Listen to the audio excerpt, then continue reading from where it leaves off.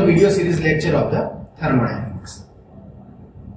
As you all know, we were discussing about the second law of thermodynamics, and in last three lectures what we have discussed?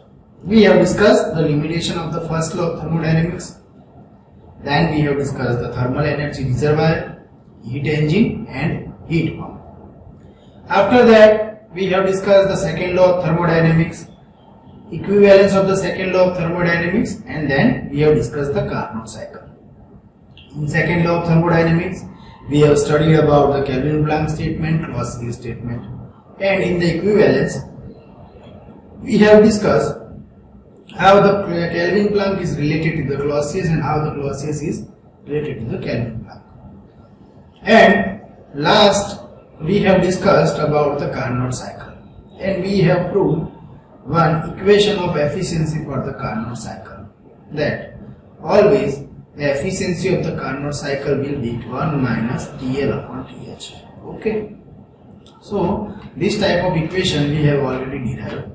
Now today I am going to start the numerical problems of the Carnot cycle. But before going to the numerical, here you have to understand two or three things which you have to remember for the numerical problem. The first thing is that for any heat engine, we can write the efficiency as work done upon heat supplied, and our final equation comes is 1 minus Q2 upon Q1. Now what is this Q2 and what is this Q1? For any heat engine you can write this equation, that is 1 minus Q2 upon Q1. What is Q2? Q2 is the heat rejected and Q1 is the heat supplied. That means Q2 means heat is rejected to the lower temperature body or to the sink. So the heat which is transferred to the lower temperature body, that is Q2, that you have to remember. And the heat which is supplied by the source or from the higher temperature reservoir, heat which is supplied, that is known as the Q1. Generally in nomenclature we are using these terms. So simple, you have to remember that for any heat engine you can write efficiency is equals to 1 minus heat rejected upon heat supplied, or you can write 1 minus heat rejected to the lower temperature upon heat supplied by the higher temperature. Now in the efficiency of the Carnot cycle we have proved that it is efficiency is equals to 1 minus TL upon TH, means 1 minus lower temperature upon higher temperature. Now if you correlate these two equations of the heat engine and the efficiency of the Carnot cycle, then you can easily understand that 1 minus Q2 by Q1 is equals to 1 minus TL upon TH. Means here you have to understand that the Q2 and TL means heat which is rejected and heat at which temperature it is rejected, both are equivalent. Okay, that's why you can write Q2 by Q1 upon is equals to TL upon TH. Okay, so the efficiency is equals to 1 minus Q rejected upon Q supply. We can write in the terms of Carnot efficiency, that is 1 minus T lower upon T higher. So instead of Q2 means instead of heat rejected you can use the temperature, instead of heat supplied you can use the higher temperature. Okay, so just you have to replace the Q2 by lower temperature TL in Kelvin, and for the heat supply just you have to replace the higher temperature, that is TH. Okay, and you will find the equation. So this concept is very important for calculating the numerical. So today we will calculate some numerical problem. So in that you will find this thing. Okay. Now I am going to discuss here two corollary of the Carnot theorem. So what was the Carnot theorem? I am repeating that Carnot theorem says that no cycle can be more efficient than the reversible cycle operating between the same temperature limits. So let us take example to understand it. Our Carnot engine is the reversible engine, and all the practical engines means petrol engine, diesel engine, gasoline engine, all the practical engines are the irreversible engine. Okay, so Carnot engine is the reversible engine and our petrol engine is the real engine, okay, or the irreversible engine. Now Carnot engine works on the reversible cycle, so if you compare the efficiency of the petrol engine and the Carnot engine, then always Carnot engine will having the higher efficiency. So we can say that the Carnot engine is having maximum efficiency. Why? Because it is the reversible engine, and that is the Carnot theorem says that the reversible engine having maximum efficiency.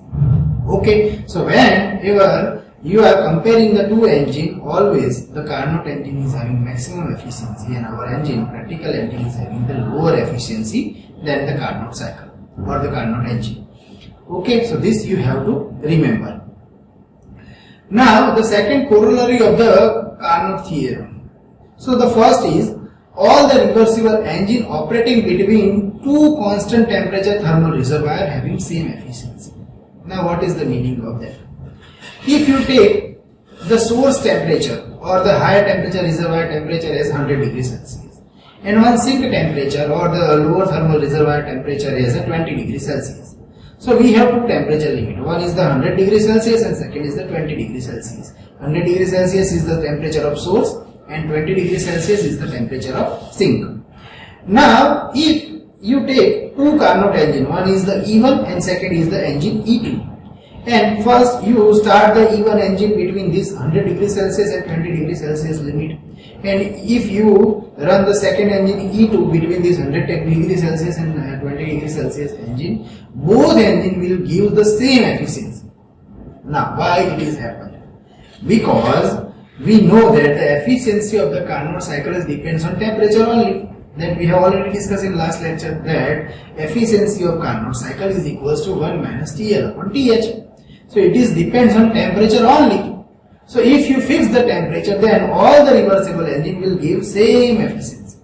So that is the first corollary of the Carnot cycle. Hope you understand this. Now second one is the efficiency of any reversible heat engine operating between two thermal reservoirs does not depends on the nature of working fluid and depends only on the temperature of the reservoir. The same thing is written in the reverse manner. Okay, it said that the engine or the reversible engine efficiency does not depend on the working substance. That we have already discussed in the last lecture that if you in the Carnot engine, if you fill air, if you fill petrol, if you fill diesel or if you use any working substance, it will give the same efficiency. Okay, so that is the second corollary of the Carnot theorem. Okay, so you have to remember these two corollary for the examination purpose. Okay, now I am going to the numerical problems. Okay, so one by one we will calculate here two numericals. Both numericals are very important for the examination. Also you can understand the concept of the Carnot theorem with the help of this numerical. So understand this numerical. So what is given in the numerical? In the numerical, the first one, let us take one highlighter so you can understand this. I am going to take one highlighter. Okay, so what is given? A cyclic heat engine. One cyclic heat engine is there. Okay, so I am going to take one heat engine. Here you can see, and that is operates between source temperature of 800 degrees Celsius. What is the source temperature? It is 800 degrees Celsius. So I am going to take one source temperature as 800. Now for the calculation we have to convert degrees Celsius into Kelvin. So I have converted it 800 plus 273. So ultimately I will get 1073 Kelvin. So this is the source temperature. T1 is equals to 1073 Kelvin. Okay, done. Now from this 1073 Kelvin the heat is supplied, okay, to the heat engine and it will do some work. Okay, now second one sink temperature is given. Okay, means heat where it is rejected, that temperature is given. So here you can see Q1 amount of the heat is supplied from the source, and then one sink is at 30 degrees Celsius. Now here you have to understand this 30 degrees Celsius. 30 degrees Celsius means this is the ambient temperature, atmospheric temperature. So at 30 degrees Celsius the heat is rejected. Okay, but we have to convert it into the Kelvin. So 30 plus 273. So ultimately our answer is 303 Kelvin. So at 303 Kelvin the heat is rejected. Okay, so we can say that the Q2 amount of heat is rejected at 303 Kelvin. Now what we need to find? Here we have to find out what heat rejection per kilowatt, and it is the least rate. Least rate means minimum how much amount of heat should be rejected. Now what is the meaning of this least rate? That you have to understand here. Okay. If you directly find here, you can directly get the answer from the efficiency. But here we have to find the minimum amount of the heat which should be rejected. How we can find the minimum amount of the heat? Minimum amount of heat means here you have to maximum convert the supplied heat into the work. Then and then only the minimum amount of heat will be rejected. Let us take example for clarification. If you supply 100 kilojoule of heat, okay, and if 60 kilojoule of work is done, then how much amount of the heat will be rejected? That is 40 kilojoule, and that is for our practical engine. But if you take the Carnot engine, then Carnot engine is having higher efficiency than the practical engine. So in the Carnot engine, what will happen? If you supply 100 kilojoule of heat, then the Carnot engine will do 80 kilojoule of work and 20 kilojoule of the heat will be rejected. Means in the Carnot engine, minimum amount of the heat should be rejected and maximum amount of the heat will be converted into the work.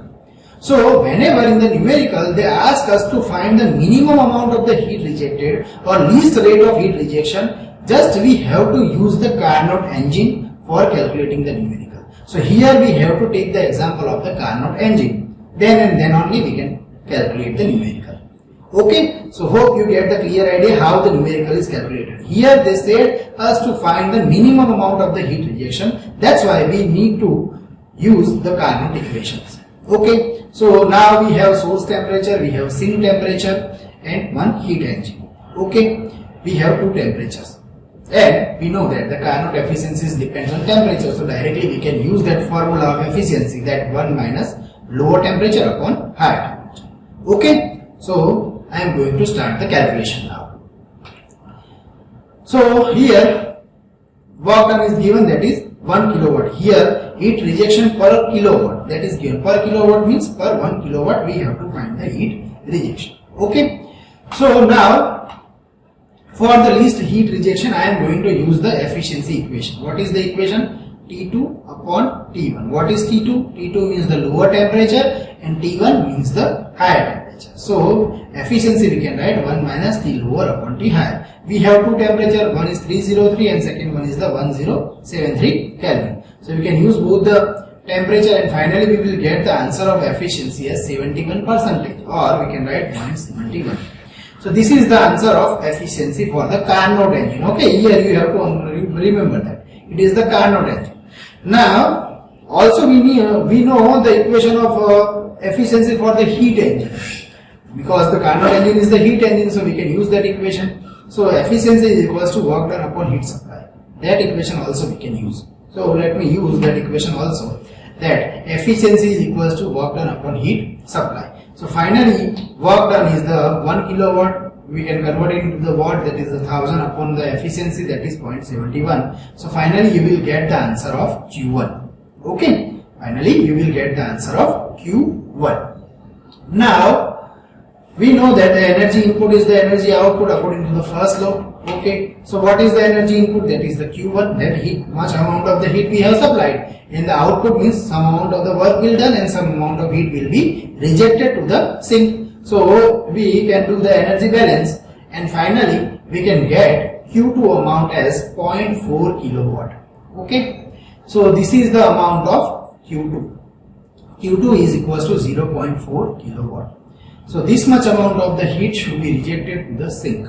Okay, so this is how you can use the Carnot equation into the numerical.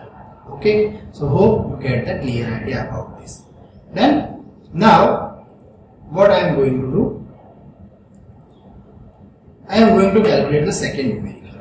Okay, so second numerical is very important. Here you have to apply all the concept of heat pump, refrigerator, Carnot cycle, simple Carnot cycle, reverse Carnot cycle, all the equations you have to use here. Okay, so focus on the numerical, what they have given. First is the heat pump working on the reversed Carnot cycle. Okay, in the last lecture we have done, we have calculated the efficiency for the simple Carnot cycle. Here you have to use the reverse Carnot cycle. Okay, so in this numerical we will understand that concept also. So how you can calculate the numerical for the reverse Carnot. Okay, so first of all, reverse Carnot cycle. So reverse Carnot cycle, in the last lecture I have told that simple Carnot cycle will be works on engine and reverse Carnot cycle will be works on the heat pump. So here they have used the reverse Carnot cycle, that's why I have here used the heat pump. Now second, it is takes the energy from the reservoir which is maintained at 3 degrees Celsius. So the one reservoir here you can see one reservoir which is maintained at 3 degrees Celsius, and this 3 degrees Celsius I have to convert it into the Kelvin. So I have converted 3 degrees Celsius is equals to 276 Kelvin. Done. Now that heat pump will deliver the heat to the another temperature at 77 degrees Celsius. So what is happened? From this 3 degrees Celsius temperature heat is taken and that heat will be supplied to the 77 degrees Celsius reservoir. Okay, so we are going to take 177 degrees Celsius reservoir and this much amount of the heat will be supplied to the higher temperature reservoir, and we are going to convert it to the Kelvin, so that is the 350 Kelvin. Okay, the heat pump derives the power from its operation from the reversible engine. That you have to understand. We know that from the Clausius statement that heat cannot be directly go from the 3 degrees Celsius to 77 degrees Celsius automatically. So what we have to do? We have to supply some external work, and this external work will be given by the reversible engine. Okay, so here reversible pump and reversible engine both will be used. So I am going to use one reversible engine.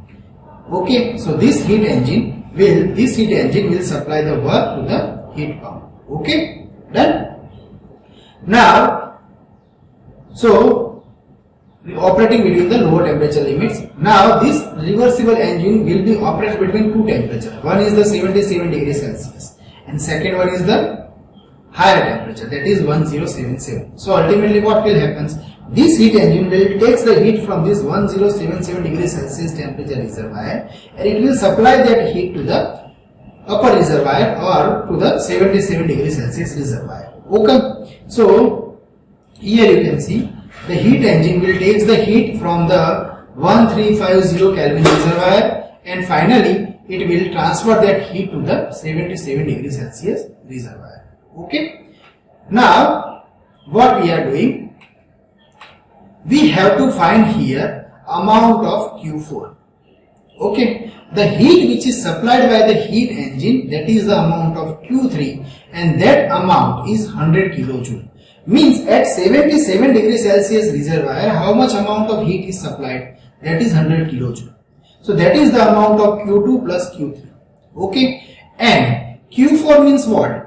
Q4, that is the amount of heat which is taken by the heat engine from the higher temperature reservoir. So ultimately in this question what we have to find? We have to find the amount of Q4. Okay, so here you have to apply two concepts. First is the concept of heat pump and the reverse Carnot cycle, and you have to apply the concept of heat engine and simple Carnot cycle. Okay, so let me use both the concept. So first of all, for the heat pump COP we can write, that is the desired effect upon the work done. So for the desired effect you can write T2 upon T2 minus T1 and you will get 4.7239 answer. Okay, that is the COP for the heat pump. Now we can compare the COP with our conventional heat pump COP, that is the desired output upon work done. So that is Q2 upon W. Now when you comparing these two, you will get one equation between the Q4 and Q3.